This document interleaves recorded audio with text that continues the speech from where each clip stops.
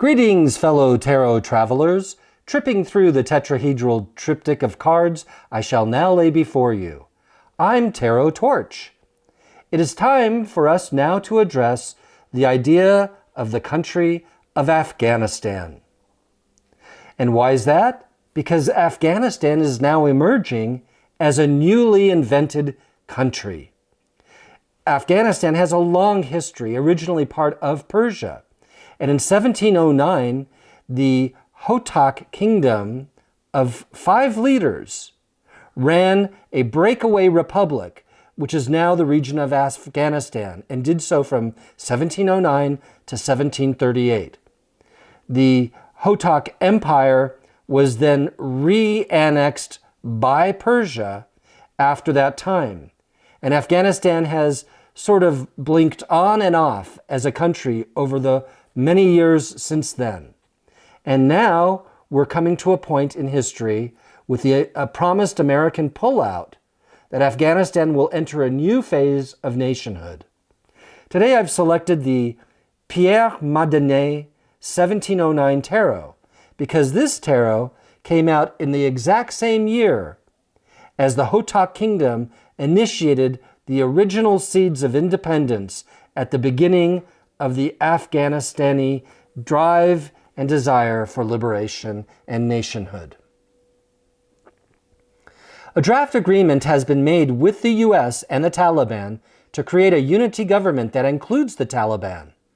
So much for American victory in Afghanistan, bringing the nearly 18-year American occupation of Afghanistan to a pointless end. This agreement assures that all Al-Qaeda and ISIS will not be permitted to operate in Afghanistan.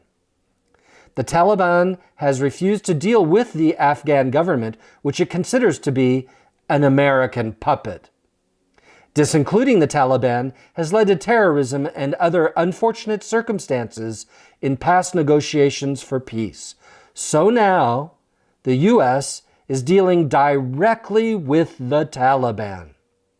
Although the press is talking about the withdrawal of the Taliban in Waziristan, Afghan President Ashraf Ghani, who was not involved in the U.S. Taliban talks, assures the world that Pakistan is where the Taliban operates from, thus claiming that Islamabad is central to peace. Pakistan may be releasing some Taliban members from prison as an offering to the peace deal.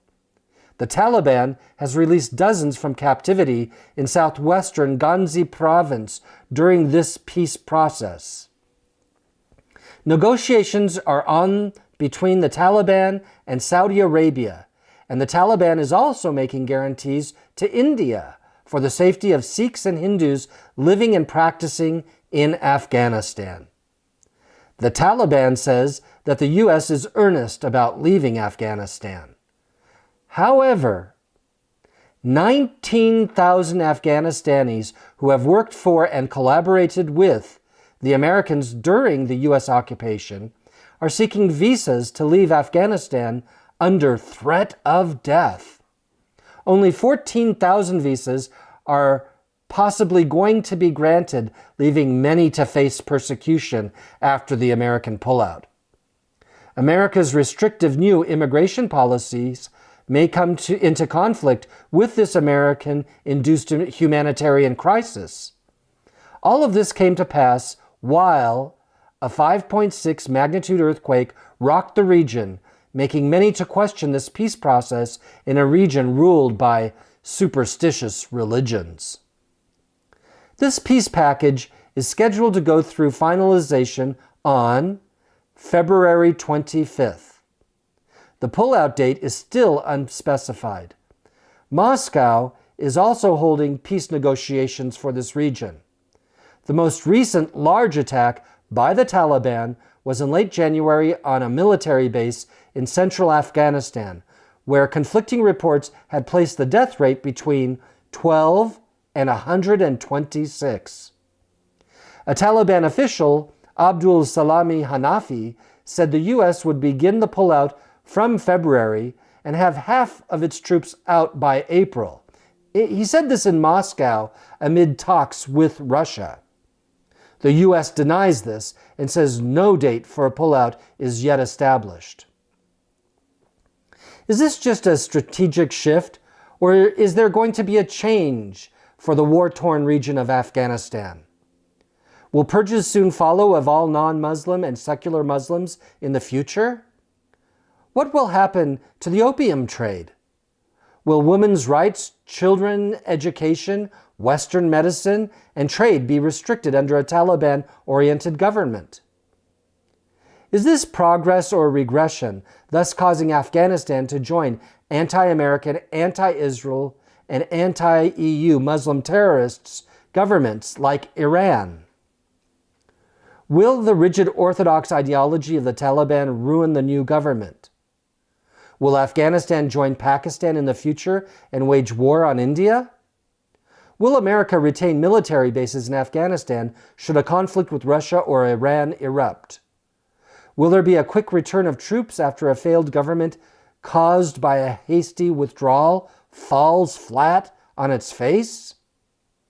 Will the U.S. troops simply be deployed elsewhere in the neighboring region, causing a redeployment and not a true withdrawal? Well, these are very big questions we're asking right now. And when there are questions for which we have no answer, it's time to check out the cards and see what they have to say. Because the cards always have something to say. And whether it is what we want to hear or not, their insights are valuable in a situation like this. So we shuffle the cards and hope the right ones emerge and give a good cut to the deck to let everyone know this is an honest reading. I'll leave the cards over here and select the top card. And it is the Five of Cups. Now this is a card associated with links, how we interlink with society, with groups, with friends. Originally, in the traditional Tarot of Marseille, this card is interpreted as being a bride-to-be or a groom-to-be, sort of being in an arranged marriage between two families.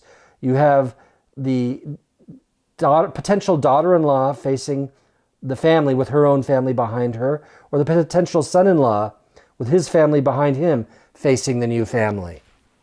In either case, it does have to do with linking people together. The next card is Valet de Coupe. This is the Page of Cups.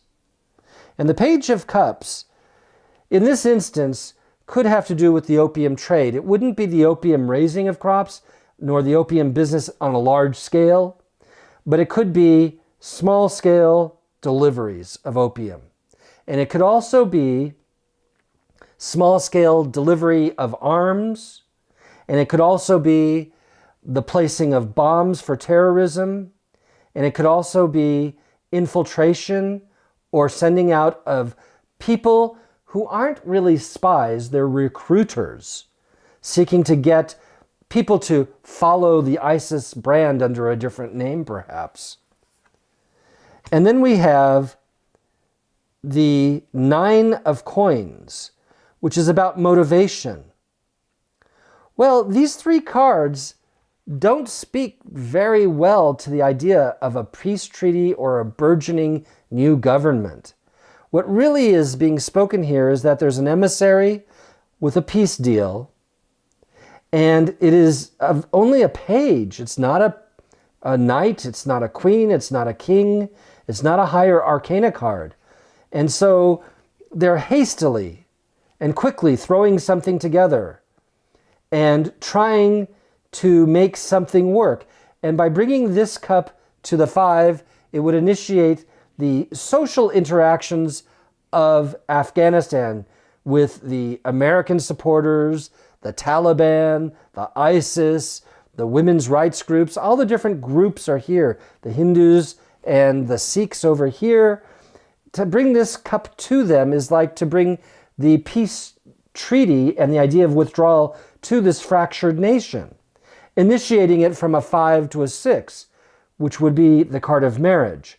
Well, I think that what this shows is there's a real positive intention in the American government and with the Afghanistanis. They do want peace and they do want to pull out.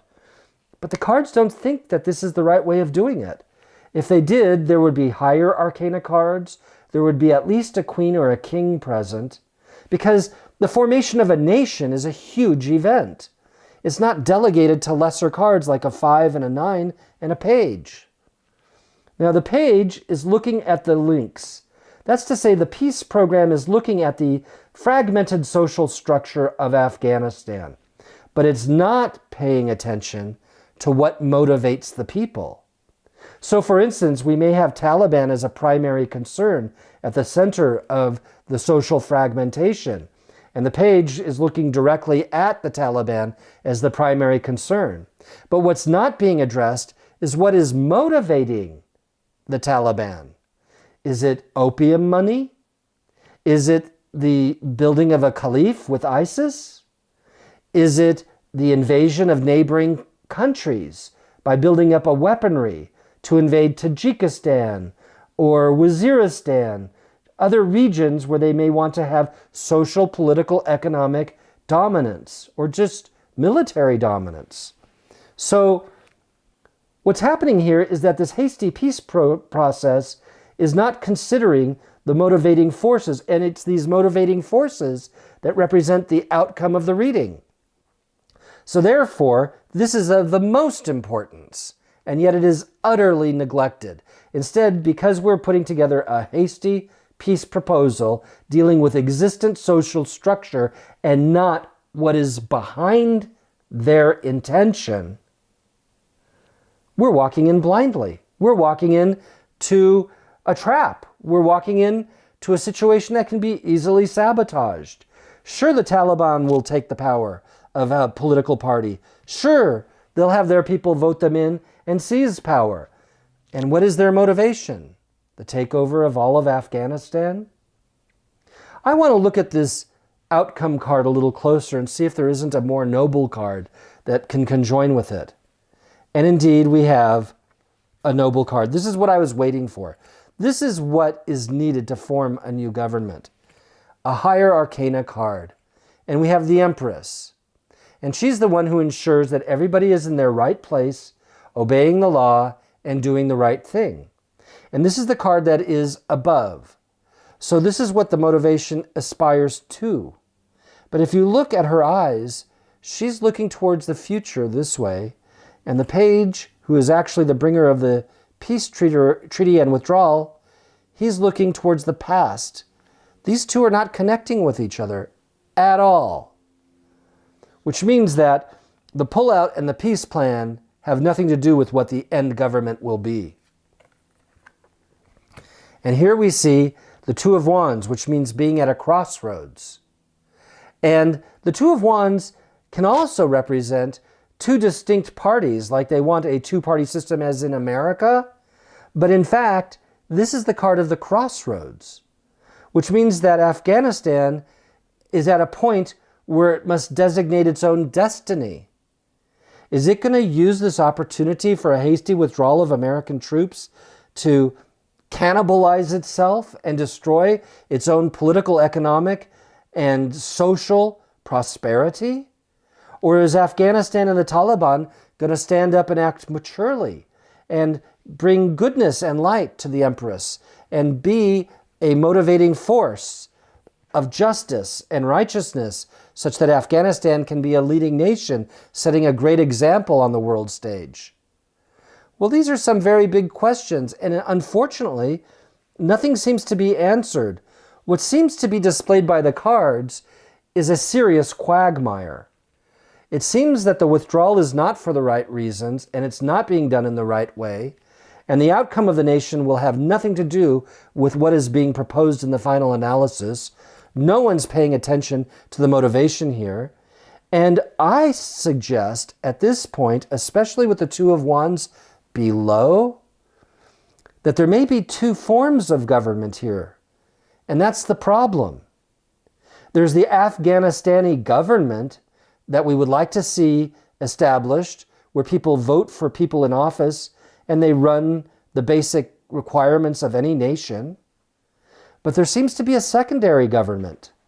And it could be an ISIS-driven caliph. Or it could be a Muslim Sharia nation.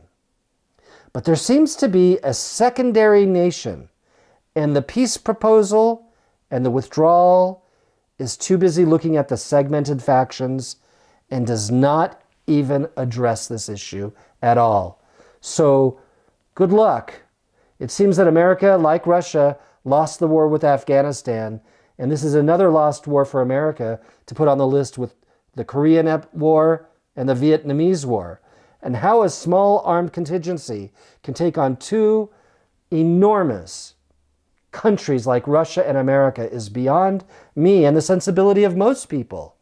And it brings to question all this money we're spending on arms if we can't defeat a simple enemy like the Taliban and must stay in the country so many years and in the end give the country to them, just as we gave Vietnam to the communists and gave North Korea to the communists. So I don't see an answer here. I see a quagmire. And sometimes that is what the cards reveal.